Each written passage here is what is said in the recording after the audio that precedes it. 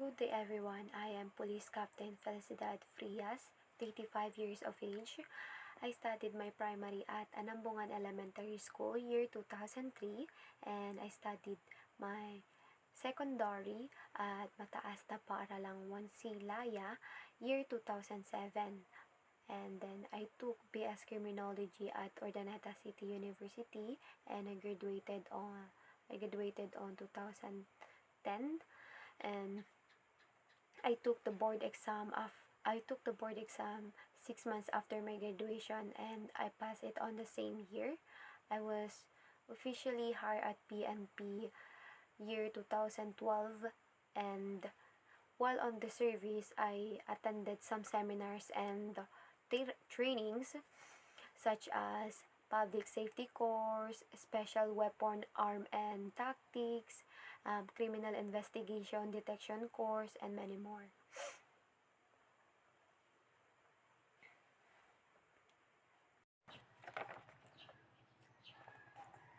So here we have the two different kinds of fingerprints, the Latin print and the plain impression. So today I am going to show you the 16 similarities and their definition.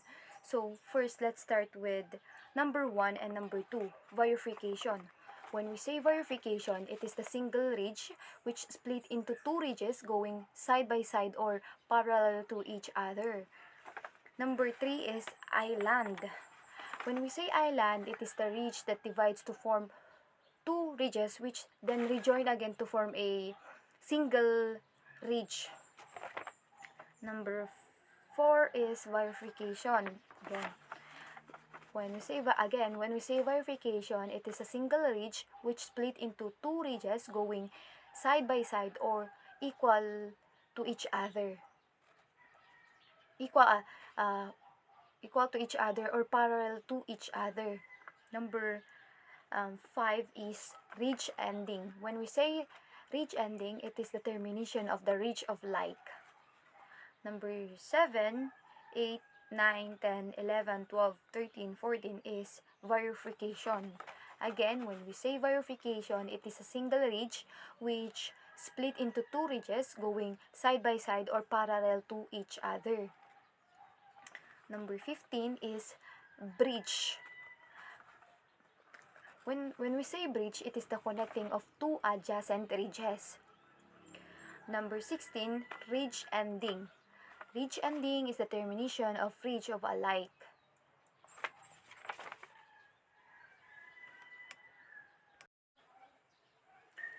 Frequency as question. Question number 1. What do you mean by epidermal ridges? Epidermal ridges are the raised pattern found on the surface of the skin, particularly on the palms of hands, soles of feet. Number 2. Are fingerprints made up of ridges? Yes, fingerprints are made up of ridges. The unique pattern of ridges and the valleys on fingertips create a distinct fingerprint pattern. Number 3. What are furrows? Furrows are the depressions or canals between ridges. Number 4. What is meant by minutiae? Minutiae are the specific point or feature within fingerprint pattern, including that, verification, ridge ending, and other unique characteristics. Number 5. Of what value are the minutiae in fingerprint identification? Minutiae are crucial in fingerprint identification as they serve as individual markers that distinguish one fingerprint to another. Matching the minutiae pattern between different fingerprints, it can help identifying and verifying individuals. Number 6. How many layers of skins are there? The skin consists of 3 layers: epidermis, dermis, and hypodermis. 7. What is the average thickness of skin on the palmar side of young hand? The average thickness of skin on the on the palmar side of young hand is approximately 1.5 to 2 millimeters. Number 8. What is poroscopy? Poroscopy is the study of human pores and sweat glands. Number 9. Is poroscopy a science of identification like fingerprints? Poroscopy is not typically considered as science of identification like fingerprints, while sweat pores can provide additional information. Fingerprint identification relies on rich pattern and minutiae. What is an ink impression? Ink impression is the traditional method of collecting fingerprints.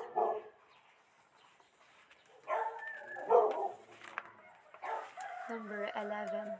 What is latent print? Latent print is an impression of friction skin of the fingers or palms of hands that has been transferred to another surface. Number 12. What are fingerprint patterns and pattern areas? Fingerprint pattern refers to the unique formation created by ridges, valleys on fingerprints. Pattern areas are the specific region within fingerprint pattern used to analyze and classify individuals or the pattern type. 13. Can palm prints like fingerprints used to establish identity? Yes, palm prints like fingerprints can use to establish identity. Palm prints have unique pattern and rich characteristic used to can use to identification purposes. What is agioscopy? Agioscopy is the study of characteristic of ridge edge for comparison purpose. Number 15. In fingerprint comparison, what is meant by apparent dissimilarity?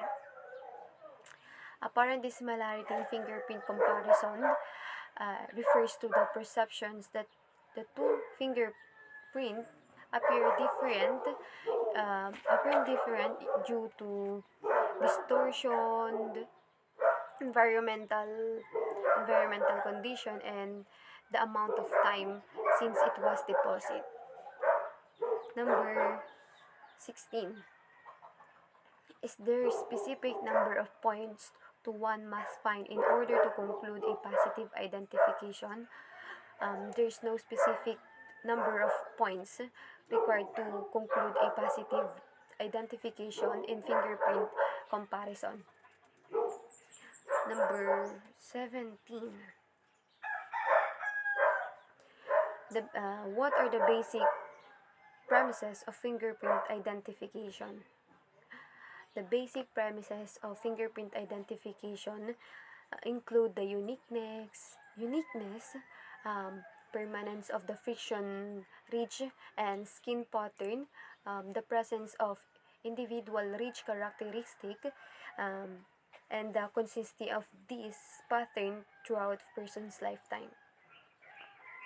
Number 18. Is fingerprint identification an exact science? If yes, then why would two examiners differ in their opinion? Fingerprint identification often considered as reliable and scientific method, but it is not exact science. Could you determine exactly the age of latent impression?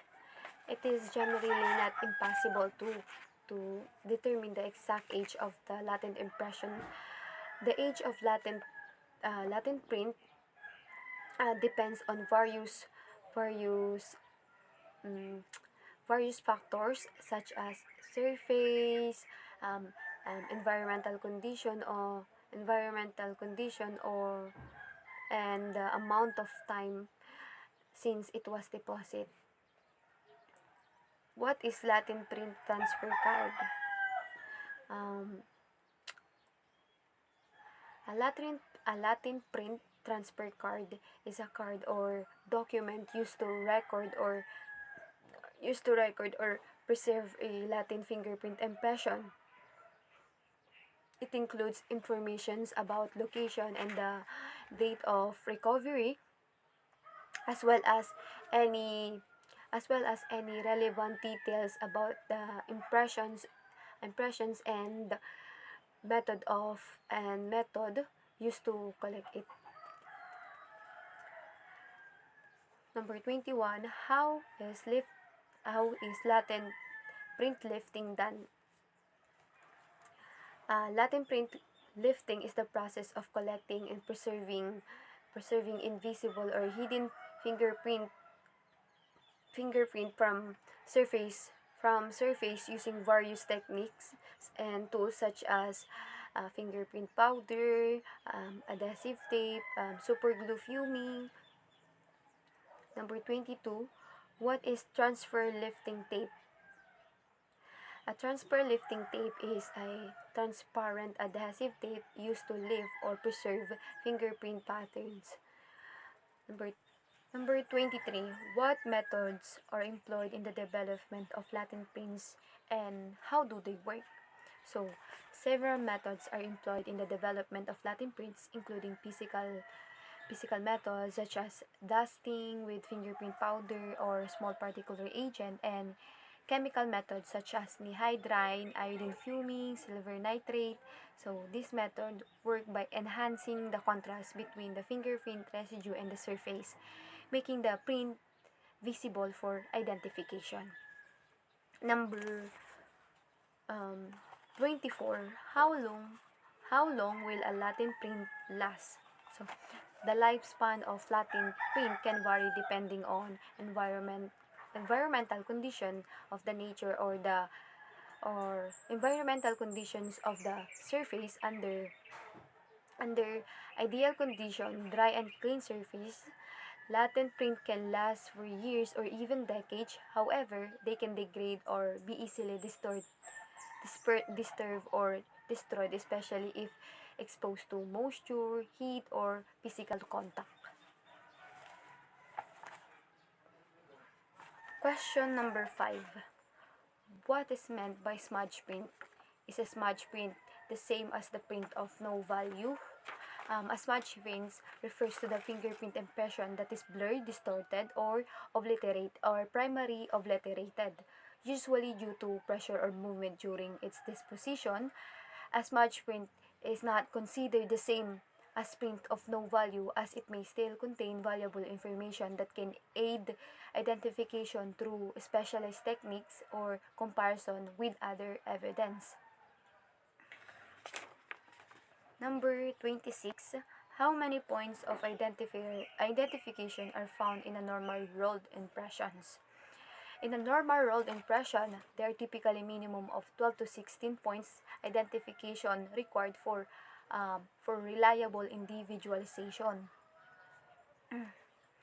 Question number 27. What is natural dissimilarity?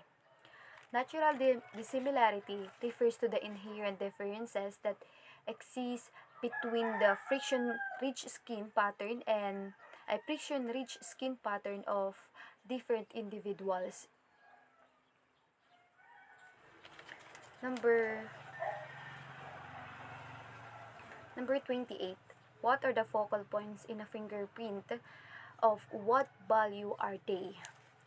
Focal points in a fingerprints are specific areas or features within the friction-rich pattern that can aid in identification.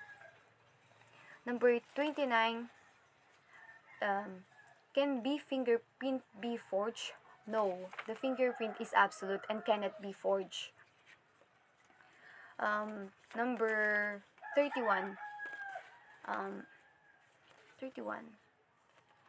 Is it possible that the prints you found and developed are forged prints? Yes, it is possible that the prints found and developed could be forged prints, as various methods exist to manipulate or counterfeit fingerprints. Next is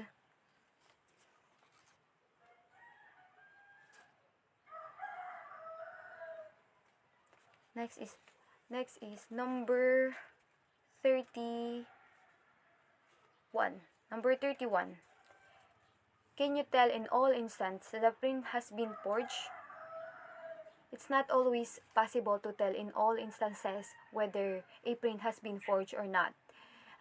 Skilled forgers may be able to replicate certain aspects of fingerprint, making it difficult to detect. Question number 32. What is Nihindran and how does it work? Nihindran is a chemical compound commonly used in forensic to detect and visualize Latin fingerprints. Question number 33. What is the scientific term of Nihydrine? The scientific term of Nihydrine is 2,2-dihydroxyendane and 1,3-dione. Number 34. What is iodine fuming method and how does it work? The iodine fuming method is a technique used in forensic to develop Latin fingerprints. It involves exposing an item or surface containing Latin prints or iodine vapors. Last number, what is sebaceous oil? Sebaceous oil, also known as sebum, is an oily substance produced by the sebaceous glands in the skin. That's all. Thank you, Mom.